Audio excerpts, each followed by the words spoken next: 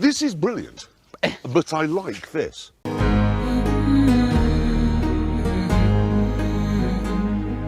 Greetings, fellow mortals. Just a reminder saying it's just my opinion is for cowards. I absolutely despise the sense of nostalgia that has a tight hold on our culture, even as things that I've previously enjoyed come back to life. We're at the point where the things from my development age are being restored, and to my absolute shame, I've fallen for it a bit. I have listened to an absurd amount of new Linkin Park. Oh, and remember Bionic Man? Remember Chewbacca again? Oh, I love to remember Chewbacca. Yes, I know, it's absolutely disgusting. I fell for it. It's not the same thing without Chester Benjamin. It's objectively worse, but my God, does it light up a part of my brain that I cannot fully explain. It's like all of my pleasure senses fire at once as I remember lying in my bed, listening to them in my preteens and trying to forget my adolescent problems. Just hook it to my veins! I feel a bit better about it because of the fact that I acknowledge that it is in no way good. The band is a shell of its former self. I am not defending it at all. All I'm saying is that it brings me a lot of joy, and if you hate it, I completely understand. Sometimes it's just nice to enjoy bad or mediocre products that are specifically made for you in mind, like Judge Steve Harvey. Is it a good or groundbreaking show in any way? Nope, but I sure do love it. I liked it. I was good at it. And you know what? I can say the exact same thing for the new season of Phineas and Ferb. Talk about a blast from the past. I remember first seeing it when I was just over double digits. At first, I did not have a lot of interest in it. I was almost a teenager after all. I was too old for cartoons. Little did past version of me know that I would stop caring about being too old for things not long after that. There was something about that first roller coaster episode that just hooked me. A duo of kids around my age defying the laws of physics for the sake of fun, a platypus secret agent fighting an evil scientist, an older sister who seemed to be a killjoy. What is this? Fun? Well, that's not allowed. We can't have anything fun anymore. Life sucks! And then you die!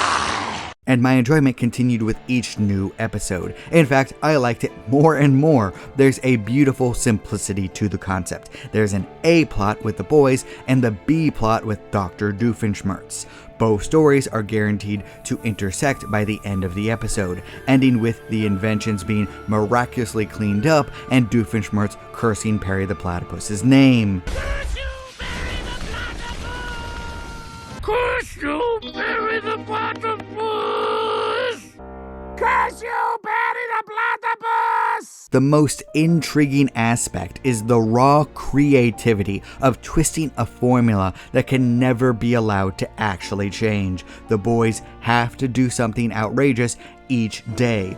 Doofenshmirtz has to fight Perry. Candace has to try to bust the boys. Everything continues the exact same way the next day. The key of each episode is being as creative as possible within those restraints, all the while having fun. Once again, the X Factor is here, actually having fun. F is for friends who do stuff together. Now, the writers can twist things a bit. What if the boys actually do nothing? What if Doofenshmirtz does nothing? What if Candace is away from everything and can't bust the boys? What if the boys try to help Candace bust them, but their actions conflict with Perry's goals? All the while, what is the most outrageous thing that they can pull off to make sure that the mom doesn't discover what's actually happening? The creative juices are just flowing out of every pore. There is something about restraints and restrictions that push writers to be and to do their best. Family Guy was at its funniest when they were towing the line of being canceled, which did, happen to them. Romances had to be well written and acted to pull off sexual tension because they couldn't just show two people doing the deed or even having any of their clothes off. Theming hits a lot harder when you can't have your character monologue about what they're feeling and thinking for 5 straight minutes. I hate you, Pickle Rick. Having a therapist explain everything to us, that's not even what therapists do, you morons. They make you figure it out. This is worthless. It's less than worthless, my boy. And I think that's the lightning in a bottle that Phineas and Ferb captured. The limitations pushed the writers, animators, and voice actors to their limits. They made the absolute most out of every single situation. Now, you might think that this is advocating for censorship, but that's not what I'm praising Phineas and Ferb about. It's their self-restraint. I can explain. For once, it was not government agencies or even corpos that limited the scope of what the writers were allowed to do. It was the creators themselves that made those limits. Each episode had to follow the exact same rules. The universe is set, the characters who were they were. You were not allowed to fundamentally change anything. They had to construct creative ideas within the limitations they established. It went above budgets, moral policy, or corporal mandates. It was the perfect creative exercise.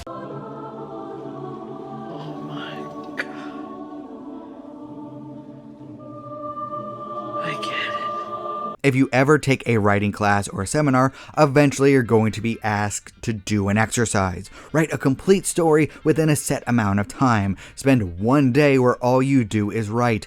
Write a main character who is the exact opposite of you. Write a story from the villain's perspective, so on and so forth. I can go on forever. The entire idea is to expand your ability to write.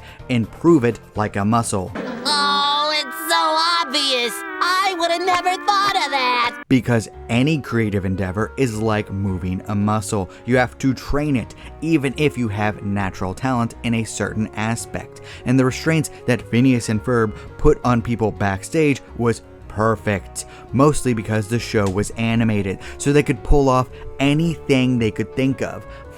It's almost as though there is a strength in animation that live action can't achieve even with green screen and CGI. Really makes you think. Now, you might be thinking, hey, love of storytelling, isn't this just the status quo sitcom problem? And yes, you would be right. That's why the animation aspect is key in allowing them to flex their creative muscles, along with the fact that it makes sense that all of these characters remain the exact same even after years of real-world time passing, because you know, it's all set in one summer. We don't have to watch these characters age before our eyes while pretending that they're the exact same. How do you do, fellow kids? What? So it makes sense that these characters don't drastically change over a short period of time. They should remain pretty much the same over the course of one summer. At the same time, their personalities and relationships are flushed out enough and expanded upon to feel organic. Buford and Baljeet are perfect examples. Who they are at the end of the show is not the exact same person as their introduction. Their adventures make them grow just a little bit and become closer friends, unlike other shows that I can think of. The same thing could be said for the world. You might think that the setting would be stagnant instead of evolving, one summer set in one big city, but you'd be stunned by the amount of details and consistent world building that went into the show. Mystical creatures are real, aliens exist, magic and science fiction exist in unison, yet they don't conflict at all. It's just how the world is created here. And somehow all of the different elements don't conflict with each other somehow. How, in the name of all that's holy, did you do that? Well, it's interesting, isn't Is it? The consistency even stretched to the music. Disney eventually requested that every single episode have a new song in it. That's right, they were given the task of creating a new, catchy tune that perfectly fit the story that they were writing, all the while covering every single genre imaginable. As someone who can't carry a tune to save his life, this is the most impressive thing about Phineas and Ferb to me, especially because almost every single song ranges from good to great. Banger after banger after banger After banger! And the single crowning achievement of Phineas and Ferb has to be the character who is obviously the writer's favorite. And oddly enough, it's not Candace Flynn, although she is good and even got her own movie, but I think one of the reasons she stands out so perfectly is because Ashley Tisdale brings her to life more than any of the actors do, except, of course, for Dr. Heinz Doofenshmirtz. It was perfect. Perfect. Everything, down to the last minute details. That's right, the undisputed villain of the show, but also the single best character in the show. Originally he came off as a cliche, as many of the other characters do, but it only took a handful of episodes to start to understand him. A large portion of his schemes are motivated by his very tragic past. Every backstory sounds as absurd as most of his inventions and plans do, which are wild and always have some sort of reversal or self-destruct switch, which is an obvious play on old tropes. You don't understand. I do. I understood that reference. But if you paint the picture of Heinz's life, it's full of abuse, neglect, and betrayal. Both of his parents missed his birth. Yes, even his mom, meaning that they either had a surrogate or adopted him, and they took every single moment to abuse him verbally and mentally, forgetting the important aspects of his life such as his birthday, denying being related to him, making him work all night, forcing him to dress in clothes purposely designed to humiliate him, not giving him food or water, throwing him away for his brother and a dog. Everything you can think of besides beating him, and that's only because the writers couldn't get away with outright saying that happened. I may have gone too far in a few places. Behold, Perry the Platypus, the turn the other cheekinator. You see, when I was a young boy, my parents would smack me across the face when I spoke more than 3 words at a time. Wait, your parents hit you? Perry the Platypus, you can talk? No, I just typed this into my phone. It's reading this for me. Your parents just plain up hit you? I mean, sweet baby Jesus, have you ever thought about therapy? Well, yes, that's my scheme for tomorrow. Your therapist breaks confidentiality to mock you during her book club, Nator. Oh, I made myself sad. Yeah, they did a great job with Doof. You completely understand him by the end of the show. And while he is in fact evil professionally, he's not actually a terrible human being to his family. His ex-wife doesn't hate him or anything, oddly enough, despite paying him alimony. It seems like she probably left him due to his own insecurities hurting their relationship, which makes sense considering that he does not have any positive relationships with his family, so he would be very insecure. And also, Doof would do absolutely anything for the daughter he adores and would never let anything bad happen to. Hey, sweetheart, how'd you like to take a ride in a real bike? She's 16! Not to say that the show forgives his evil deeds. He chooses to take his pain and try to hurt other people. Perry stops him violently most of the time. His past isn't an excuse, just a reasoning. And they actually do his redemption arc pretty perfectly. He gives up evil for the sake of a future with his daughter. Perry even advocates for him when he joins the hero side. And he's eventually praised as the greatest inventor in the world as Dr. Time.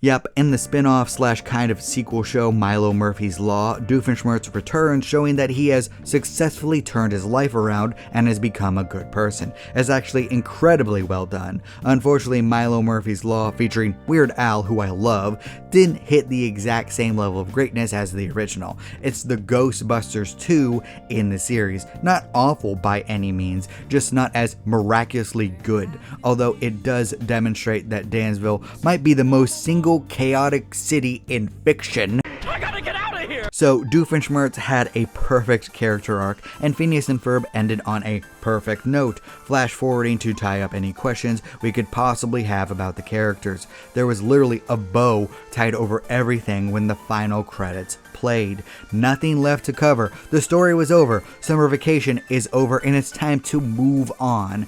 I've even heard that they managed to fit everything in 104 actual days within the show, but that math doesn't exactly add up to me, so I think that was a lie. Which is why I think that bringing it back the exact same way doesn't really work. Look, I'm not saying that these characters can't exist past that one single summer, or that we can't watch them. A follow-up is in fact welcome. The problem is that they're going back to the old formula. Phineas and Ferb do something. Candace tries to bust them. Perry stops Doofenshmirtz from doing something evil. Yes, he's evil again after having his perfect character redemption arc. Boo! Boo! Rubbish! Filth!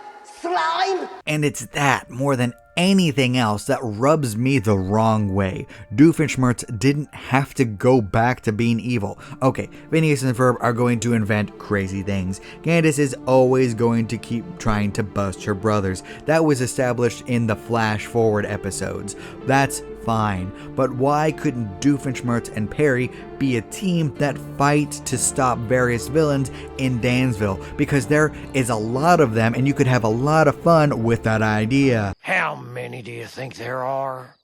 2. What the? 2? You think there are 2? And maybe don't do it in summer. Maybe there's 180 days in a school year. Phineas and Ferb make the most of their free time after school. Or there's 36 weekends in a school year. I don't know. Change up the formula just a little bit here. Force yourselves to change up the formula with the new rules. Do another exercise. It might still be a little redundant unless you skip ahead to Phineas and Ferb as adults. Just, I don't know. It feels as though they finally broke the rules that they set in stone during their original run. Disappointed! Is this the worst thing that I've ever seen? No. Is it awful? No. Do I despise it? No. I'm just going to pretend that the new episodes happen before the previous series finale as I watch it. And I actually am giving it a view on Disney+. Don't judge me. I got a deal at the end of last year where I get that, Hulu, and ESPN for like $10 a month. I'm going to give something an official review if I think it's worth it. Do what you want, because a pirate is free. You are a pirate. So we'll see if this unnecessary season of Phineas and Ferb will be any good. It will probably be fine, an obvious step backwards, but that doesn't mean that it won't be enjoyable. At least there's more episodes for me to fall asleep to at least. And you know what? People like me who watch it as I fall asleep are probably the reason the show came back, because I have it on a lot as I come down at night. Oops, my bad. I guess I'm responsible here. You can blame me if you want. I get what I deserve. But what do you think? Do you like Phineas and Ferb? Do you hate it? Do you think that this new season is necessary? Did you like the follow-ups and the kind of sequels? Please leave a comment down below. I'd love to hear your thoughts. And remember, if you disagree with anything I have to say, that is perfectly fine. After all, everyone is entitled to their objectively wrong opinion.